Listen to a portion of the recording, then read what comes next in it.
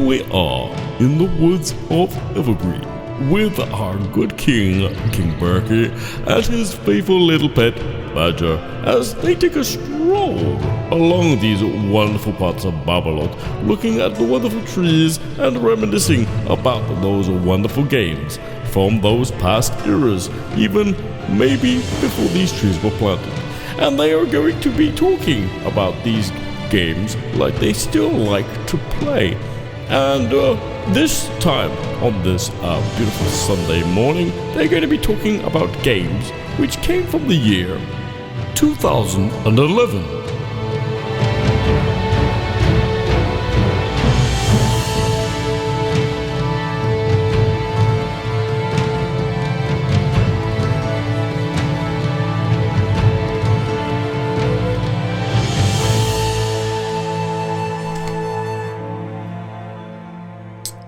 Hey. We are streaming live. Berkey and Badger are here going through our segment, The Woods of Evergreen, where we talk about board games from years gone by that we think still pass the test of time. Welcome to the show, Sir Badger. Hello, I was hiding in the wings. Yes, hiding in the woods behind a tree, were you?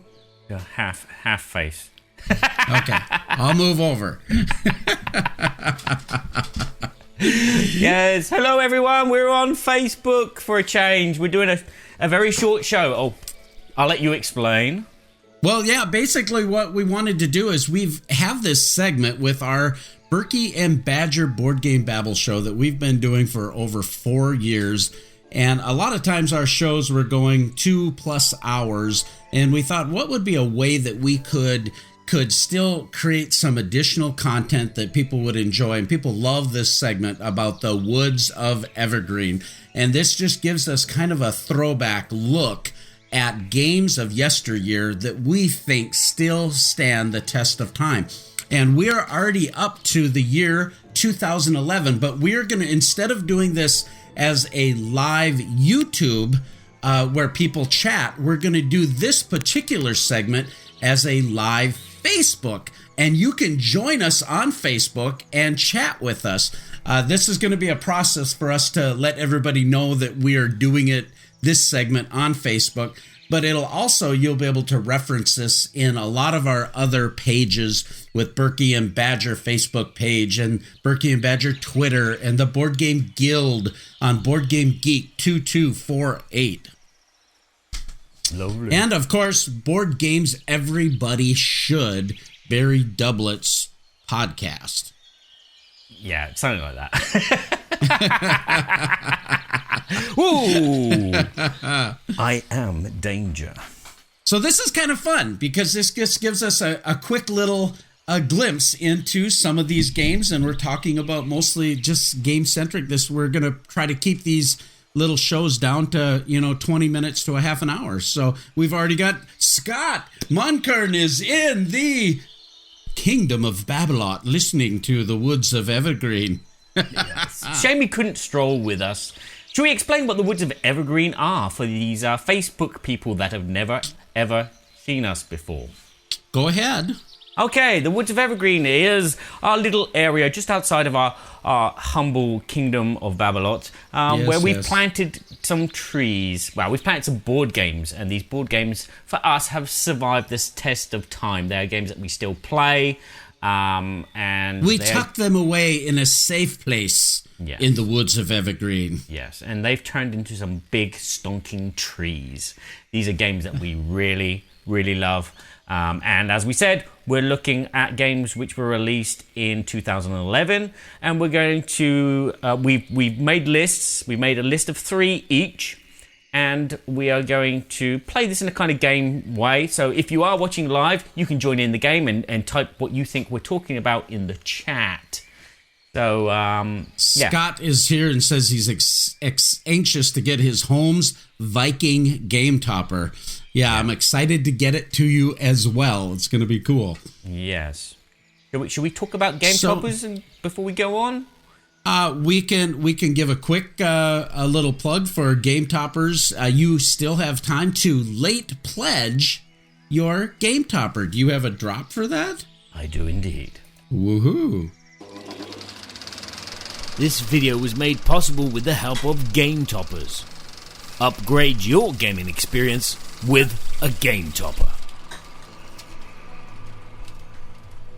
And it's that simple. You can convert your existing table into a high-quality gaming table where every game you play is upgraded, and you can late pledge now and still get in on all the goodies of the Kickstarter. Over 40 unlocked stretch goals, 16 thematic wonderful game mats from Ryan Lockett, our Scythe-inspired resource mat, and the Viking mat, as well as a lot of other fantastic mats with our fantasy mat and adventure and dungeon. So many just gamer goodness stuff. Check out GameToppersLLC.com.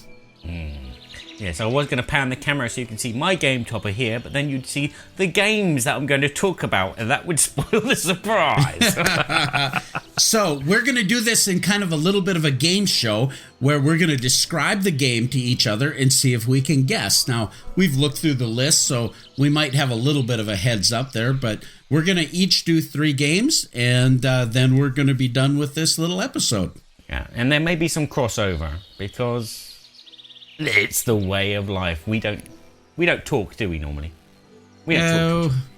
Well, we don't always get to play the same games because you're in Europe, you're in France, and I'm in the south end of Babblot. You're in the north end, in the big castle. Yeah, that's it. In the big castle here in the northern kingdom. Well, I have a game. Mm-hmm. This particular game is from a very famous designer. This designer has designed a game that has sold millions of copies. But this is not that game, but it's the same designer. So this game actually has an economic element to it. And it actually has something to do with flying through the air. An economic game about flying through the air. Yes. By a famous designer that this title's not very famous for. I'm probably gonna... Ooh. Is there anything else you can tell me? It has wonderful little plastic miniatures. Okay. It does have a map, and it is in a Ticket to Ride size box. Ooh, this sounds familiar. Is it? I'm thinking you're probably talking about Eric Lang for number 1. Wrong. Okay. So another famous designer. Let's go with Katala. No, it's not Katala. Okay. All right. Okay. From a game that has sold over millions of copies. Okay. Same designer. Same designer about and flying and economy. It's Alan Moore. It's Alan Moon. Alan Moon, sorry. How can I forget Alan Moon? He used to be Moore, but he changed his name to Moon just because he has a tendency to do that sometimes. He just does it on a whim. Fly me to the moon and let me pick up some airlines. Is it airlines or? It's Airlines of Europe by Alan Moon. Tell me why this is still one of your evergreens. Look at these miniatures. Well, one of the things that I just love I love economic games, and this has an economic element where you're building these airline trade routes, basically, and you're branching off, but there's a set collection element to what you're doing with it. There's an economic element where you're collecting stocks of these different airlines, and you're trying to go all over. It's a family weight game that's really easy and accessible to the table, but it has enough of a twist that it isn't Ticket to Ride. And our family just loves this game, and it's been quite a while since we've played it, but when I went through the list, I went, oh, I love that game. And I'm excited to get that game back to the table. It stayed in my collection, and that's basically why. Beautiful little miniature airplanes and all the different colors. I've never played it. I haven't seen it around here in this area, in the southern part of. It's by Babblot. Rio Grande Games, which is not a publisher that you'll see here. Ah, but I'm sure the game does exist. Scott made a guess for Jamie Stegmaier, but not. no, but not. Are you doing your 3 games in any particular order? I'm just I didn't go from first to last because these are just games in this year. There was many that I could have chosen. Yeah, I agree. There was many. And again, you might just want to slide your camera or move your boxes because I can see the corner of what the next game is going to be. Oh, you can? Oh, no. Yeah. Okay. All right. My game from 2011, which is an evergreen, which I still enjoy playing. It doesn't get to the table as much anymore, but I keep it because I know that it's quite easy to play. It involves dice. It involves a very familiar mechanic with dice. And basically, it's about trying to be the last monster standing. Try and be the last monster standing or be the first one to get 20 points. Oh, I know what this is. This is a fantastic game. And it could have been on my list, but it is not. But it is the game King of Tokyo from Yellow Games, Richard Garfield. It is indeed! Did you get this at home, children? Yes. What can I tell you? Tell us why you like King of Tokyo. King of Tokyo, it's the colourful art, and as you can see, this is the first edition. This is not the second edition. I love the art. The art is eye-popping. The idea of the game is very simple. The game actually plays really quickly, and as I said, there's this familiarity with the Yahtzee-style mechanic, and people just seem to have real good fun with it. We've always had good fun with it as a family. And again, although it's not language dependent, so I can't play it with my English family and my French family, you can kind of get away with it and explain the powers to so-and-so, that this does that and the other. The components are really nice. Even though it's like cardboard standees, it works for the game. This put Yellow on the map. This game is still fantastic. They haven't managed to make it any better than the base game. They came out with King of New York, which was kind of an expansion, but in my opinion, I prefer the standard game a lot more. Yeah, I prefer the standard version to New York. New York makes it a bit more gamery. Yeah. Whereas this is just kind of like light fun. This is like zombie dice, but a bit more interesting. Well, quite a bit more interesting than zombie dice. I always play the king. Thank you very much. And again, it's nice. I picked up some promos and I got some of the different monsters, and so when players play, they have a fight over which monster is which. So, yeah. We specifically designed our dice towers for our game topper to make sure that they accommodated the big chunky dice that are King of Tokyo. But one of these. Yep, exactly. I've never tried it with the dice. So yep, we've even done that in slow motion. It looks so cool. Yeah. And there I was thinking I was your biggest fan, my sire. Let me have a look. Here we go. Boom, boom, boom. Yep, they work. All right, well, I have another game, and this is a game that is actually in my top 10 lists of all games. It's one of my favorite games from a noted publisher that I really enjoy a lot of their games. This is when this company was really just starting to shine. This is a deck builder. It has a space theme. It has an expansion to it that I think is fantastic, and I always play with. Artwork is fantastic. What else could I say about it? Is it anything to do with Mr. Bonacore? It does. It is a Stronghold game. Okay. So I'm probably going to guess that it's Core Worlds. Core Worlds is what it is. And of course, the expansion here is Galactic Empires. Ooh. I've got the base version over there, but I still haven't played it. Oh! I mean, you have the Galactic Senate, and you have all these different things that you're able to do, but you're building your fleets basically, and you're trying to grab these core worlds, but in the process you're getting different, land troops, or you're getting different spaceships, and if there is a negative, is that it takes a little while to play the game. But I love this game. It's seriously just one of my favorite games. I don't get to play it very often. I wish I could play it more often. In fact, I'm going to put it out because this is if I have a favor to call in or a birthday wish or something like that, that's going to be the first game we're going to play, because I just have always had such a fantastic time. It still holds up, in my opinion. Okay, so you have a shelf of shame and a shelf of need to be played this week. Oh, my goodness. I mean, I'm starting to feel more remorse about these games of yesteryear not getting played than I am the shelf of shame games. Yeah. And Scott made another guess. He thought it was Space Base. No, not Space. We're games of 2011 we're looking at. And that's the crazy thing. These are games that are 8 years old, maybe 9 years old, right?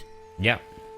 It's crazy to think that much time, but I remember this is when I was starting to get really significantly into the greater modern board game hobby. Yeah. This is where I was starting to pick up as well. So yeah. All right. Okay, my next game is a very simple game. It just involves decks of cards. This is going to be so easy for you guys, okay? There are many versions of this game now, okay? Okay. They have different themes, and in fact, each country, if you live in the States, there's actually an American version of this game that you can play, because it contains American history. Obviously, if they sold it here in France, it wouldn't go down well. But luckily, we have a French one, which has French history. We also have other things like science and technology sets, and we also have music in the theatre. It's also spun off another series of games for families, which involve more cards, bigger cards, nicer art, and different challenges. And in the game, you'll basically have some cards laid out in front of you, and the idea of the game is to get rid of those cards into the middle of the table. Whenever I'm about to do something, I think, would an idiot do that? And if they would, I do not do that thing. Turn off your phone when you're doing a podcast. Yes, and don't walk around with dice in your pockets. Scott seems to think that it's Age of Civilization. No. Trivial Pursuit. Well, no. I was when he started saying card art, I was thinking Dixit, but that doesn't sound quite right with your description for different histories. Yeah, you're trying to put these cards out in the right place. So it's like Age of Time or something like that? Yeah, it's something like that. You're putting the cards out, and if you put out the invention of the dustbin before the John Wayne film True Grit, then that card stays there. If you put it after, that card doesn't stay there because it's not in the correct timeline. Okay. Yes. I have not played that at all. This is such a simple, elegant, fantastic game. People were worried that there was no replayability in the game. But basically, this deck of like 110 cards, you shuffle it, you only get like a handful of them, and then you, as I said, you're placing them out and you're creating a timeline, and hopefully you're putting that card in the right slot in between different years. Because if you don't, then you have to take another card. So you've constantly got cards in front of you. And as I said, the objective of the game is to be the first to get rid of all your cards. It's as simple as that. How do you know if they're in the right order? Are they listed timeline on the card itself? Yes, the cards are double-sided. So on one side, they tell you, the song, What a Wonderful World. So as you can see, what a wonderful world. That's Lou Reed. But on the back, you turn it over, as I said, once you put it in the position that you think the time that song came out, and you flip the card over, and if it sits, as you can see, it's 1967, if it sits in between two other years perfectly, so it's chronological, then that card stays. So it's interesting. It's, you're learning stuff at the same time, and the cards are never in the same place, and you're never playing with the same cards, and you can mix all of these different editions together to create your own decks. That sounds fun. It's just infinitely replayable. It's very, very simple. I've been playing this game with this is the game that I introduced when I first moved to France, and it doesn't need language. Although you'll have to bring it to Essen. We'll have to give it a try. Yeah, no problems. It's simple, it's elegant, and it's just a great challenge. It's Trivial Pursuit, but done right. Yeah, that sounds fun. Well, I have another game, and this is one of the most epic games that we have. Ooh. And my son absolutely adores this game. I love the game too. It's one of these games that's difficult to get to the table because it is so epic. It takes a long time to play. Okay. But it's set in space. It has an amazing amount of different game mechanics that once you understand them is really fantastic. Always really fully immersive. And that's what we talked about on our last Berkey and Badger board game Babble show with Vince from Lucky Duck Games that will be up live on iTunes and Stitcher shortly, and can be viewed, the live show, on YouTube. And here, I've posted it on Facebook as well, so scroll down a bit and then you'll see it. Okay, wonderful. You'll be able to see the show that we had Vince on, but we talked about immersion. Well, this game is absolutely immersive. Ooh. You know what it is? Well, it's definitely not TI3, because that was 2006, and you've already sang its praises. You are incorrect. I know. It is TI3, which is 2011. Twilight Imperium first came out in 2006, but this is the third edition. This is the voice from beyond. Our unfortunate King Berkey has made a boo-boo. Twilight Imperium 3rd Edition was actually released in 2005. But he is actually talking about the expansion Shards of the Throne, which was 2011. So you were right on there. This game, they made a lot of streamlined things to the rule. In addition, they improved a lot of the miniatures and the factions and created some additional storylines with some of the expansions. I think we have all 3 of the expansions with this game now. Mm-hmm. But this is Twilight Imperium 3rd Edition. Designer Christian Peterson from Fantasy Flight Games, and he was the North American director, of Asmodee, founder of Fantasy Flight Games, now is retired. But this game, every time we play it, man, I mean, you're waiting you're going to play one of your actions and decide which of these 2 actions you're going to do. You're going to have negotiations. You're going to form alliances. At some point, you're going to break those alliances. Your fleet gets too powerful. Somebody's going to turn on you. And a little clue, the War Sun. Do not let it fall on the ground, and do not walk on it barefoot. Because this will be a bad 2 or 3 months.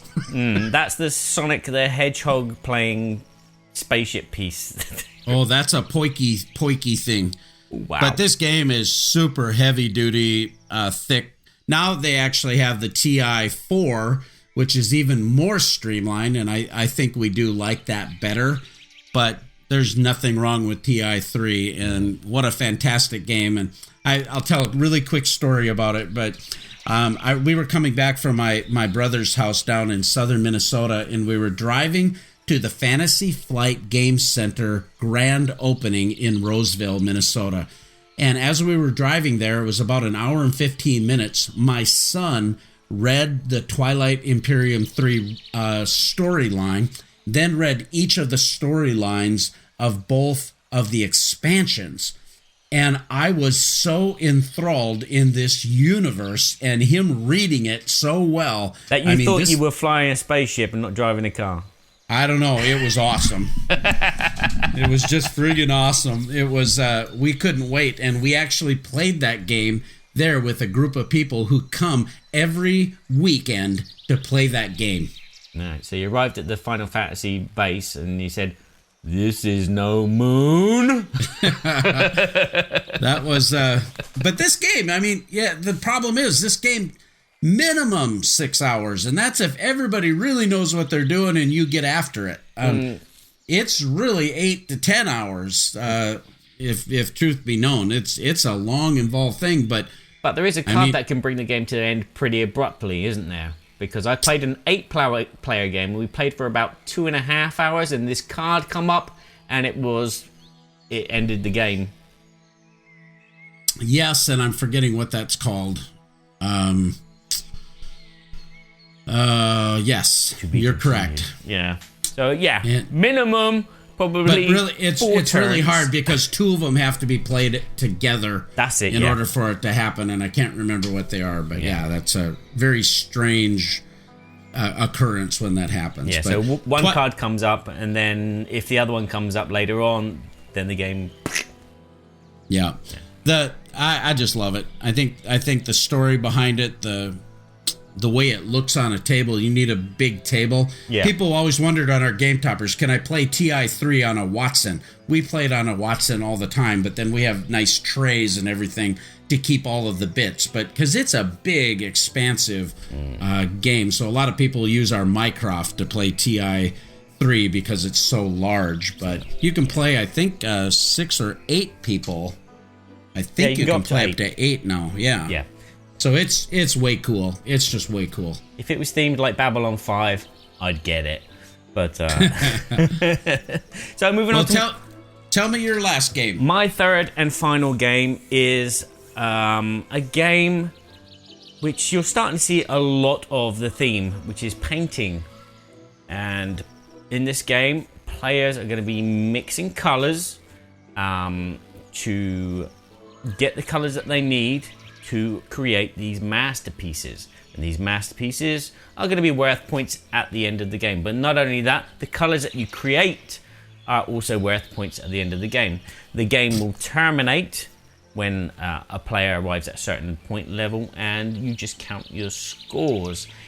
It's as simple as that, but it is a very medium to heavyweight game, which involves a bit of, I was going to say Carcassonne, but that's not really. Tile laying. There's tile laying, but it's in a different form. I think I know the game by the name and description. I don't own it or have it, but is it called Pastiche? We are on form today. It is Pastiche. This is, I think, my wife's favorite game until I beat her 3 times in a row. And now she doesn't want to play it. This game is, it's one of those games which is, if you like to put your head down and really, really brainstorm, that's what this game does. Because you can see the long run, which is the painting, and you can see the colors that you need to complete that painting, and then you have your hand of cards, which has the paint that you have, and then you have these tiles, which when you place into the center, where there's this big constellation of tiles, will mix colors. And this is the heart of the game. It's the mixing of the colors, which can give you a lot of downtime. You can spend a lot of time thinking about where you're going to put your tile because of the colors that you need, because you're going to be mixing 2 or maybe 3 little splashes of primary colors together to get the colors that you need. And it's nice. You learn color mixing basically, so there's a bit of education there. Yeah, a lot of the downtime is in when this collection of tiles gets bigger and bigger because there's more and more possibilities and more places and opportunities for you to get the colours that you need. And so you don't exceed your hand size to create the paintings that you need to get those victory points. The downtime, as I said, can be a problem, but that's the good thing about it. While there's a lot of downtime, you're waiting for other players to play, you're constantly thinking about other options that you can do with your tiles. This is a fantastic game. 2 players or 4 players or even 3 players. Is it still in print? I don't know if Eagle Griffin recently reprinted it. They might have. But it's definitely a game to look out for if you like to use your cerebral brain to do these like long calculations. There's not a lot of interaction apart from the paintings. There's a collection of paintings in the middle that you can exchange with. But apart from that, it is a race to get points and do it in the most efficient way possible, and it's fantastic. Well, there you have it. The Woods of Evergreen, games that Berkey and Badger think stand the test of time. And we are like 2 seconds being 30-minute show. Who'd ever thunk that? Yeah, normally our phone calls last longer than that as well. but now we're going to talk about that for a while, so we won't be 30 minutes. No. I can always cut something out in the audio edit.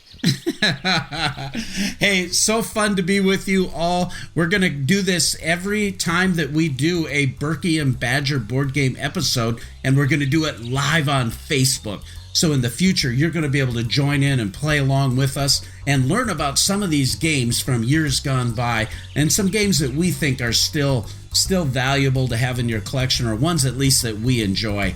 And so with that, why don't you send us out, Sir Badger? Yeah, and if you have a favorite game from 2001 which you think has stood the test of time, write it in the comment section below, and we'll 2011. Yeah, because they might be games that we've played and we think, yeah, that's actually a good game.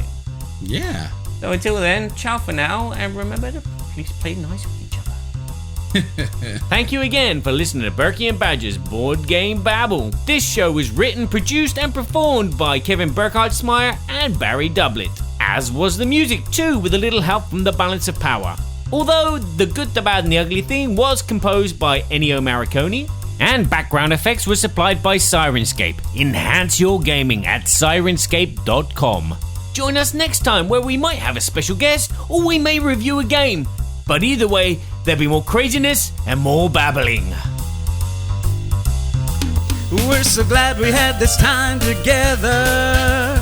And now it's time to go. It won't be long until we have another show. So keep us in mind, get online. Berkey and Badger will be back in no time.